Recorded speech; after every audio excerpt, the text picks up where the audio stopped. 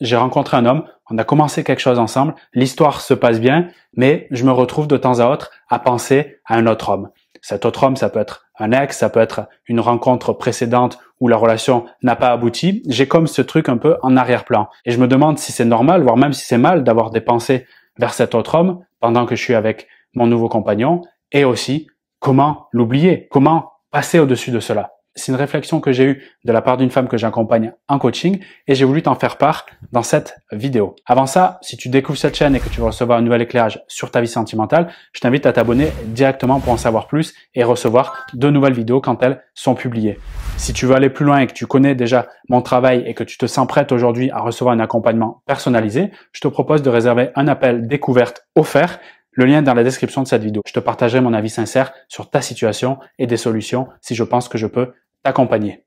Maintenant, je reviens au sujet de cette vidéo et on va le découper en 3 parties. La première, est-ce que c'est normal de penser à un autre homme pendant que je suis en relation? 2, est-ce que c'est quelque chose qui est mal? Et 3, comment l'oublier? Comment passer à autre chose pour vraiment nourrir cette relation actuellement et être vraiment dans le présent pour projeter éventuellement un beau futur ensemble? Est-ce que c'est normal? Pour illustrer ce point, je vais te faire une analogie très simple avec une série, imaginons, que tu adores. Pense-y d'ailleurs, la série que tu préfères.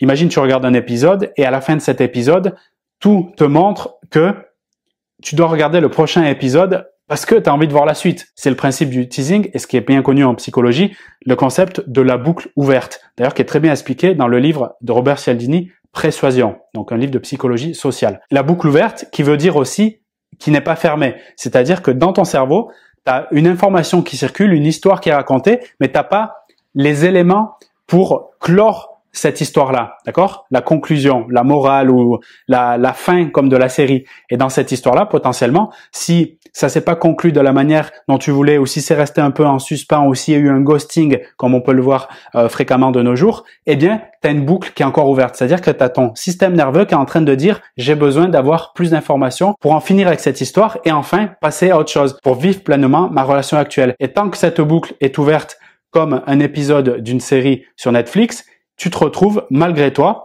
à penser de temps à autre à cette personne et surtout au moment que vous pourrez vivre ensemble ou que vous avez vécu, selon si tu es dans la projection du futur ou plutôt dans le côté nostalgique s'il y a eu des moments ensemble. Donc ma réponse, oui, c'est tout à fait normal d'y penser. Maintenant, est-ce que c'est mal? Deuxième point. Je pense pas que ce soit mal, d'ailleurs, qui je suis pour juger, mais je peux expliquer selon moi pourquoi on peut s'imaginer que c'est mal. La meilleure raison, celle que je vois, que je peux te donner par rapport à ce point, l'idée de est-ce que je suis en train de faire quelque chose de mal juste en ayant des pensées? Je peux te la faire en t'introduisant le concept de inconscient collectif de Carl Gustav Jung, qui dit d'une façon très simple que nous portons en nous les mémoires des générations passées. Notamment, cette idée est plus qu'une idée qui était factuelle, que les femmes pouvaient être embêtées, pour pas dire sanctionnées violemment, peut-être même jusqu'à la mort, si elles entretenaient des pensées d'un autre homme qui pouvait être considéré finalement comme un adultère, même si physiquement elle ne faisait rien. Et cet ancrage-là, pour certaines, est peut-être même encore récent, c'est-à-dire peut-être même ta grand-mère ou ton arrière-grand-mère vivait dans ce truc de si je pense à un autre homme pendant que je suis avec mon mari, je vais me prendre des cailloux sur la figure, d'accord? Ou encore me faire couper l'oreille, ce qui est absolument, j'imagine, désagréable et pas souhaitable.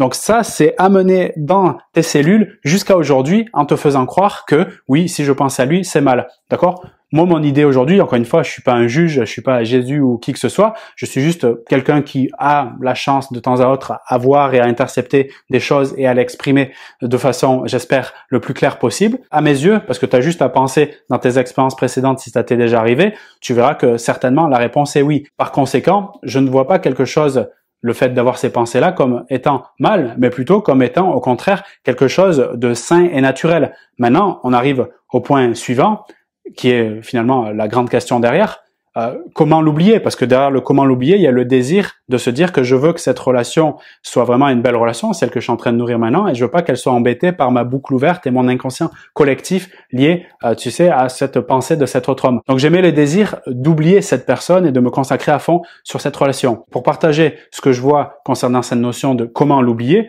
très simplement, je vais me baser encore une fois sur comment fonctionne notre cerveau. C'est passionnant. Plus, d'ailleurs, je t'invite à aller dans cette direction. Plus tu te renseignes et tu t'informes et tu te formes sur notre fonctionnement global et basique, plus tu pourras avoir les réponses concernant les difficultés que tu peux vivre en relation. Et très simplement, tu as une phrase à retenir, si tu veux vraiment dépasser ce cap-là de comment l'oublier, c'est ton cerveau, notre cerveau, n'oublie pas, mais il remplace. Donc, on n'oublie pas, mais on remplace. Pour le comprendre mieux, imagine, tu es une recruteuse. Donc, il y a des personnes qui viennent chercher un emploi à tes côtés. Et il y a une liste de personnes qui défilent.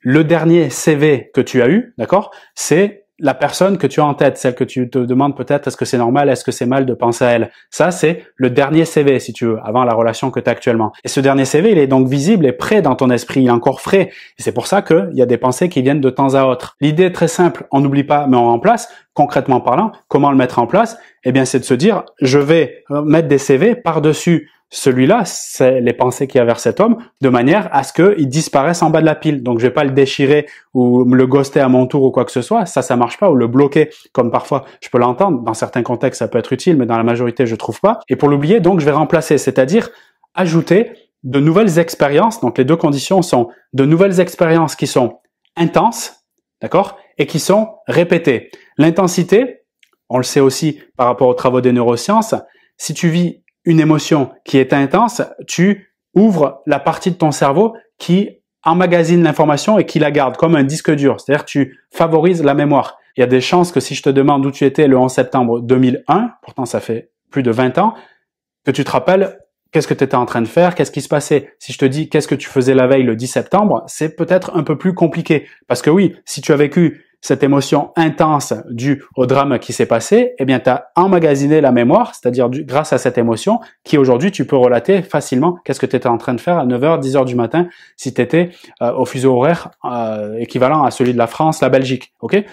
À partir de là, tu comprends que plus tu accumules des expériences émotionnelles qui sont intenses, que ce soit d'ailleurs des émotions dites positives ou agréables comme la joie, ou bien des expériences qui sont dites négatives ou désagréables comme la tristesse ou la peur. Dans tous les cas, du moment que l'expérience est intense, tu accumules et tu fais descendre petit à petit, voire même fortement si c'est très intense, le CV, c'est-à-dire la pensée de l'homme précédent ou de l'ex. D'accord? Donc, expérience émotionnelle. Bien sûr, je conseille bien évidemment, de vivre des expériences, de provoquer des expériences émotionnelles agréables, d'accord? Et en plus, partager. C'est la meilleure façon et c'est un outil en soi pour renforcer et consolider le lien avec l'homme que tu as actuellement, celui peut-être qui va te faire vibrer pour les prochaines décennies. Et la deuxième chose, on a vu l'intensité, c'est la répétition. La répétition d'expériences également positives si possible permettra de l'oublier. En d'autres termes, si tu fais confiance au temps qui passe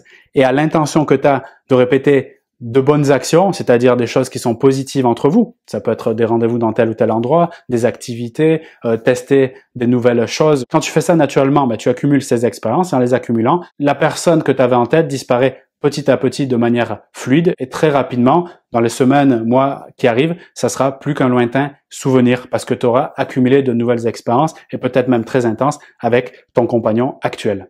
Si tu vis cette situation et puis même globalement, si tu penses pas à un homme particulièrement en étant avec un nouvel homme, tu te rends compte que utiliser ces outils qui sont provoquer des expériences intenses sur le plan émotionnel et les répéter dans la durée te permettra d'avoir de toute façon une belle connexion, une belle relation avec l'homme que tu as en ce moment ou avec l'homme avec lequel tu veux passer le plus de temps. Merci pour ton attention. Je te rappelle que si tu as aimé cette vidéo et que tu veux en savoir plus, abonne-toi. C'est déjà un bon premier pas pour souder cette communauté et aller plus loin ensemble et surtout aller plus en profondeur sur les dynamiques de relation et la compréhension de son fonctionnement. Et si tu veux recevoir mon éclairage personnalisé sur ta situation et mes conseils pour aller plus loin et pour t'épanouir sur le plan amoureux, je te propose vivement de réserver un appel découverte. C'est offert. Ça sera un échange vraiment de qualité que nous aurons ensemble au téléphone et tu peux le réserver dès maintenant dans le premier lien de la description sous la vidéo.